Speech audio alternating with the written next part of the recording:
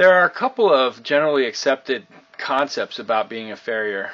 Number one is that being a farrier is part art and part science. This is true because all horses are different, and one application doesn't fit every single horse. The horse is, like us, an individual, and each horse may or may not have its own set of special needs.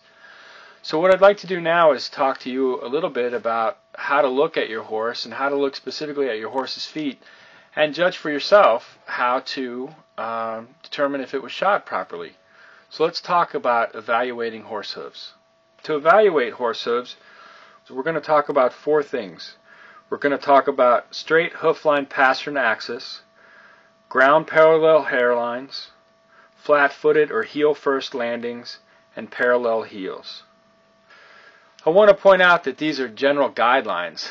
Like I said before, this is not an exact science. Part of the art of being a farrier is taking these guidelines and balancing them properly to make sure your horse can travel as efficiently as possible. So let's talk first about the straight hoof pastern axis. What I mean by a straight hoof pastern axis is that when the horse's foot is on the ground, it should be a straight axis from the fetlock down through the hoof capsule. Now, donkeys don't have a straight pastern axis. If you've seen any donkeys, their pastern comes into the hoof and then the hoof breaks and drops down. I've got a couple of pictures to show you here. Let me show you an example of a pastern axis that's broken forward. Here you can see that the pastern breaks forward and then drops in to the hoof capsule. This would be similar to how donkeys are supposed to be set up. Here's an example of a hoof that's broken back. So one of the guidelines we're looking for when we come up to trim your horse and get them properly balanced is to see that the hoof pastern axis is straight. One of the other things we're looking for is a ground parallel hairline. When looking front head-on at your horse's hoof, the hairline should be ground parallel. Doesn't want to be raised up on one side or the other. That might indicate that one heel's higher than the other. But generally speaking, the horse wants to have the straight pastern axis into the hoof capsule and also wants to have a straight hairline. Now let's talk about the flat-footed or heel-first landings. This is perhaps, I think, one of the most important jobs of a farrier, and that's to get the foot trimmed to the proper length. And the way I explain this to my clients is balancing a horse is similar to balancing a nice antique table.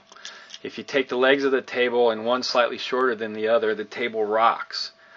It doesn't matter how much you spent on the table, if it's rocking, it seems like a cheap piece of junk. On the flip side of it is the horse is the same. Ideally speaking, the length of the horse hoof wants to be the same on all 4 feet. You don't want to have one that's 4 inches long and one that's 3. It's going to give you that table that rocks. Where flat-footed and heel or a heel-first landing comes in is by the horse landing flat-footed, boom, or slightly heel-first, boom, the bones inside the pastern drop in and align into the tendon and absorb the shock as the horse makes contact and then breaks over. The flip of that is, if the horse stubs his toe, this whole bony alignment shoots out forward and it's painful, like you stubbing your toe, same thing. But it disaligns the bones, and all that shock from the 1,000-pound animal on top of that can cause a lot of damage. So if your horse is tripping or continually stubbing its toe as it walks along, it's time to really look at a couple of things. The length of his toe would be number one on the list.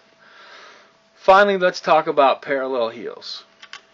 As a farrier, I've got to warn you that trying to see if the heels of your horse are parallel is one of the hardest things to learn, as a farrier. And so me telling you as the horse owner to look for it, I want to warn you that it's a difficult thing to see.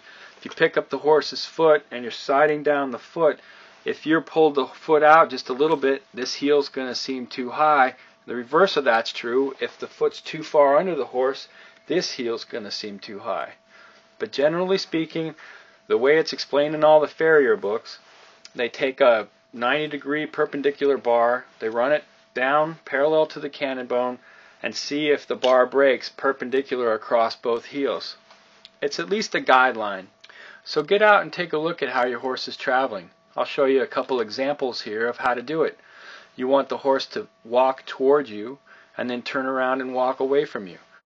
as the horse is walking towards you, see how he's landing or she's landing on her front feet. And as she's walking away or he's walking away, see how the back feet are walking.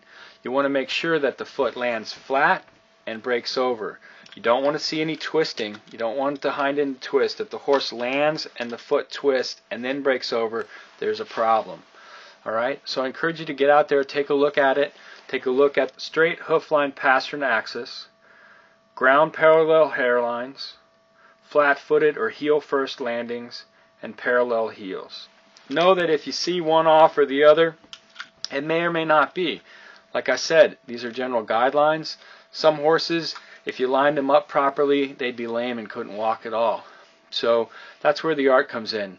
But as a horse owner, hopefully this will help you to learn a little bit more about how your horse is traveling. And if he is stubbing his toe or there's some problem with the way they're addressing the ground when they walk, I encourage you to talk to your farrier and bring it up, because they can't perform at their top level unless they're balanced properly.